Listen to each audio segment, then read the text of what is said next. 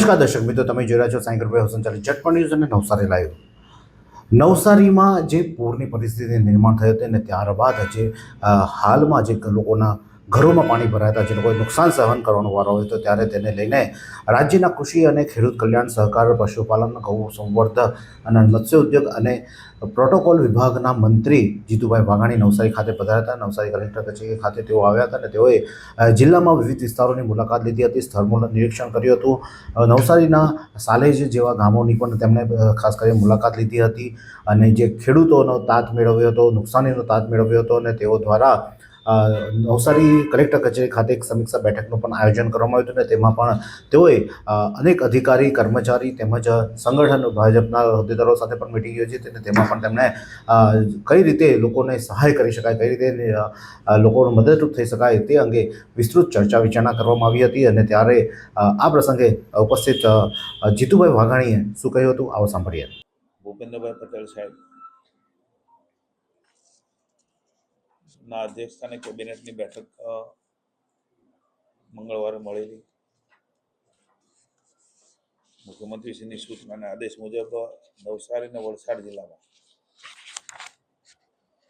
ખાસ કરીને જે પ્રકારે અતિ ભારે વરસાદ, જે આપના દ્વારા પણ માહિતી મળી છે અને તંત્ર દ્વારા પણ જે માહિતી મળી છે, એમાં લગભગ 1968માં આ પ્રકારનો હેવી રેનફોલ એ નવસારી જિલ્લામાં આવેલો. 94માં પણ આ પ્રકારનો વરસાદ આવેલો, પણ અત્યારે જે વરસાદ છે અને જે ભયજનક સપાટી છે એ 28થી વધીને 43 સુધી પહોંચ્યો હોય એવો સૌપ્રથમવાર આ બનાવ એ બનેલો છે. આખા દેશની અંદર હાઈ ફ્લડ લાઈન એને ક્રોસ કરવાના કિસ્સા એ ખૂબ ઓછા છે. કમનસીબે નવસારી જિલ્લામાં હાઈ ફ્લડ લાઈન પણ ક્રોસ એ થઈ છે. પૂર્ણા, અંબિકા, કાવેરી અને ખરેડા આ નદી બે કાંઠે નહીં પણ તમામ કાંઠાઓ તોડીને વહી છે. એની ચિંતા માનની મુખ્યમંત્રી શ્રી ભૂપેન્દ્રભાઈએ સતત તંત્રની સાથે સંપર્કમાં રહીને અમારા માનની મંત્રી શ્રી નરેશભાઈ પટેલ જે વિસ્તાર અસરગ્રસ્ત છે, ગણદેવી, ચીખલી, નવસારી મહાનગર અને આજુબાજુના ગામો, ગણદેવી નગરપાલિકા, બીલીમોરા નગરપાલિકા, ખેયાગાંવ અને વાંસદા, જ્યાંથી ખૂબ મોટો પાણીનો પ્રવાહ એ આ બાજુ આવ્યો છે, જેના કારણે ખૂબ મોટી નુકસાની થઈ છે. જે અસરગ્રસ્ત વિસ્તાર છે, ખાસ કરીને નીચાણવાળા છે, નદી કાંઠા છે, માનવ મૃત્યુ પણ 23 જેટલા થયા છે.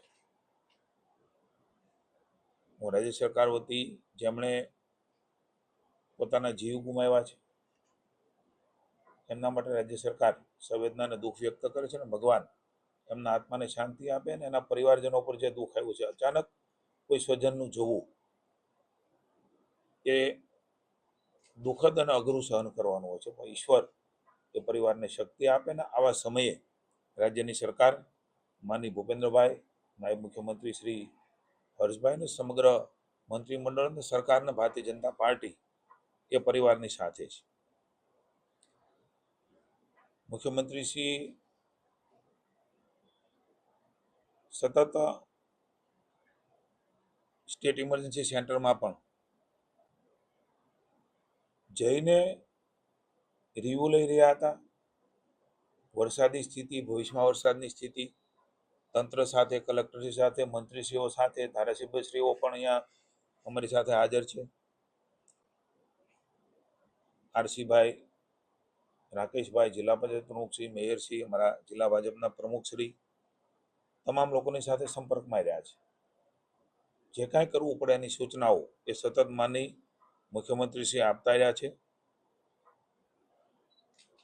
ડેપ્યુટી સીએમ માનની હર્ષભાઈએ પણ આ હેવી રેનમાં માનની મુખ્યમંત્રીશ્રી તરત જ અને અમદાવાદમાં મુખ્યમંત્રીશ્રી પોતે આખો હવાલો સંભાળ્યો હતો અને નાયબ મુખ્યમંત્રી શ્રી એ નવસારી અને વલસાડ પહોંચ્યા હતા. કેન્દ્રીય મંત્રી આદરણીય CR પાટીલજીએ પણ આ વિસ્તારમાં આ સ્થિતિનો તાગ મેળવીને એમની સાથે રહેવાનો માનનીય જગદીશભાઈ વિશ્વકર્મા અમારા પૂર્વ મંત્રી શ્રી ધારાસભ્યશ્રી અને પ્રદેશ ભારતીય જનતા પાર્ટીના પ્રમુખ એમણે પણ મુલાકાત લીધી છે. મેં પણ આજે નવસારી તાલુકાના કેટલાક જે ગામો છે સાલેજ, સોનવાડી, ગડત, ગણદેવી તાલુકાના નવસારી વિધાનસભાના ત્યાં પ્રત્યક્ષ તંત્રની સાથે રહીને પરિસ્થિતિનો તાગ મેળવવાનો માનનીય મુખ્યમંત્રીની સૂચના મુજબ એ પ્રયાસો કર્યા છે. રાજ્યની સરકારે તુરત જ જે પ્રકારે સ્કૂલના બાળકો ગ્રાન્ટેડ અને સરકારી સ્કૂલો એના ચોપડા પણ નવા આપવાનો નિર્ણય એ શિક્ષણ વિભાગે માનનીય મુખ્યમંત્રીની સૂચનાથી ડૉક્ટર પ્રદ્યુમન વાજાએ અને સમગ્ર અમારા MOS રીવાબાઈએ નિર્ણય લીધો. સાથે સાથે સરકારી રાશન એનો પણ મહત્વનો નિર્ણય. એક તો 32 જેટલી દુકાનોમાં આખો જથ્થો એ પાણીમાં ગરકાવ થયો ને બગડ્યો તો એનો પણ તરત ને તરત એ પહોંચાડવામાં આવ્યો. એની સમયમર્યાદા પણ વધારી છે, આપ સૌ જાણો છો. ને ઓગસ્ટનો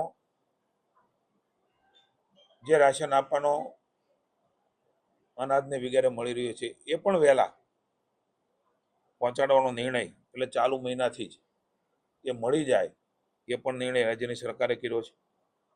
38,000 કુટુંબોને કેસ્ટ્રોલો પાણી છે જેના 6.77 કરોડ રૂપિયા અને ઘરવખરી સહાયના 10.5 કરોડની રકમ પણ અપાઈ ચૂકી છે. કાચા પાકા મકાન અને પશુધનની સહાય પણ એ ધારાધોરણ પ્રમાણે ચાલુ થઈ ગઈ છે. પશુ મૃત્યુ પણ થયા છે જે ખાસ કરીને આવકમાં કુટુંબને મદદ કરતું હોય છે.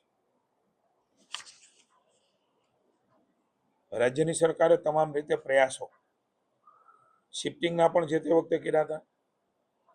એમના કારણે ખૂબ લોકોને આપણે બચાવી શક્યા છીએ. નીચાણવાળા વિસ્તારમાં એ ખેતર હોય, ગામ હોય, મકાન હોય, ઝૂંપડું હોય, નદીની આસપાસનો વિસ્તાર હોય, એ બધો જ તમે પણ મારી સાથે હતા. અમે આખી પરિસ્થિતિ એ જોઈ છે. એના ઉપરથી અંદાજ આવી જાય કે કેવી સ્થિતિ એ જે તે વખતે ભયાવહ સ્થિતિમાં લોકો રહ્યા છે. પણ હું તમામ NGOs જે રાજ્યની મૂડી છે, દેશની મૂડી છે, માનની નરેન્દ્રભાઈ મોદી સાહેબ એ કાયમ સામાજિક સંસ્થાઓ, ધાર્મિક સંસ્થાઓ, NGO અને વ્યક્તિગત જે લોકો આવી આફતોમાં મદદ કરે છે, કુદરતી આફતોમાં કે માનવ સર્જિત આફતોમાં પણ રાજ્યના સંસ્કારો રહ્યા છે અને એમણે હંમેશા મોદી સાહેબે સરાહના કરી છે. આ પરંપરા એમણે શરૂ કરીને એમના કારણે અનેક લોકો વ્યક્તિગત રીતે એ આખા નવસારી જિલ્લામાં જ્યાં જેવી જરૂર જણાય ત્યાં એ મદદ કરી છે.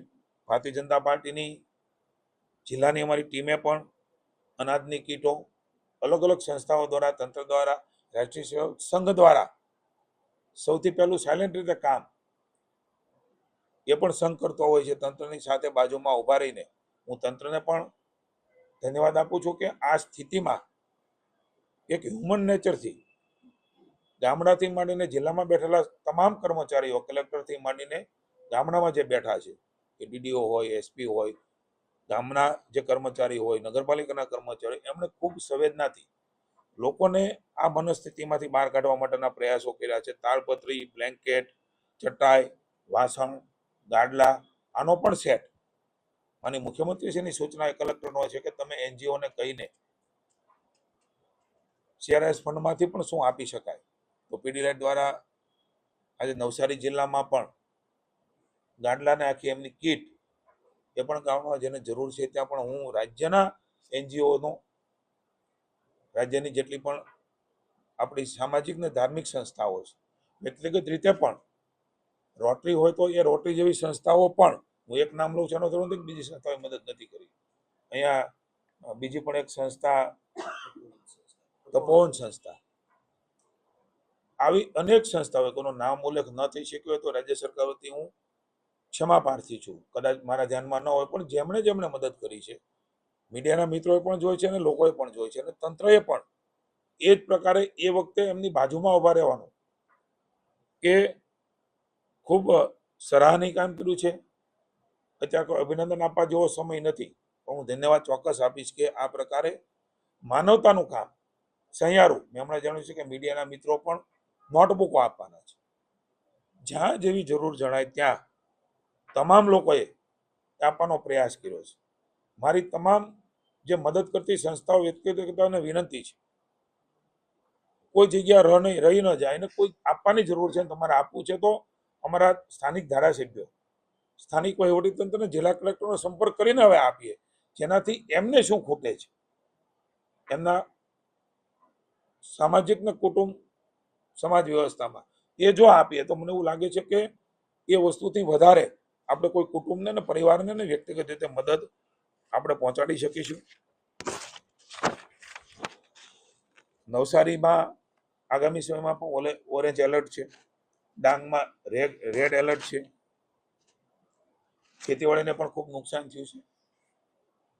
આ બધા સંજોગોમાં ગભરાટ રાખવાની આવશ્યકતા નથી. નવસારી જિલ્લાના તમામ લોકોને કહું છું, રાજ્યના લોકોને પણ કહું છું, આ બધા જ એલર્ટો આપણા માટે છે. તંત્ર જે પ્રકારે સૂચન કરે એ પ્રકારે તમે ભૂતકાળમાં પણ સહકાર ઓપરેશન આપ્યું છે. મારી વિનંતી છે નવસારી જિલ્લાથી મળીને જેના તમામ લોકોને તંત્ર જે વ્યવસ્થાને સૂચના આપે છે એ પ્રમાણે એને મદદ કરીને ક્યાંક તમને શિફ્ટિંગ કરવાનું કે ક્યાંક ઊંચા સ્થળે જવાનું, કે હું નવસારી જિલ્લાના લોકોને વિશેષ એમની આગવી સૂઝને પણ આપણે